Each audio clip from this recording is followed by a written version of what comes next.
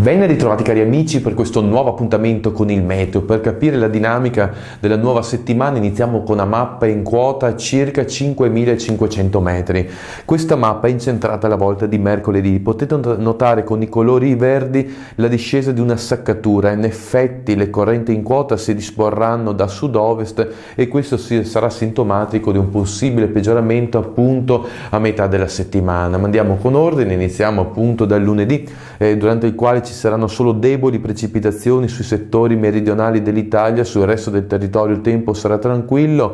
Martedì tempo buono, ma come vedete sulla parte più occidentale, in particolare il nord-ovest, inizieranno a intravedersi le prime precipitazioni che saranno sintomo di qualcosa che potrebbe cambiare. In effetti con la mappa di mercoledì il tempo sarà brutto su gran parte del territorio. In linea di massima possiamo dunque dire che appunto avremo una settimana del sapore ancora tardo autunnale, perché freddo non lo farà, le temperature non subiranno grossi cambiamenti. Come dicevo, mercoledì un nuovo peggioramento che però sembra abbastanza rapido. Con ora ho detto tutto, auguro a voi tutti una buona settimana. Se avete tempo e voglia ci vediamo nel prossimo appuntamento.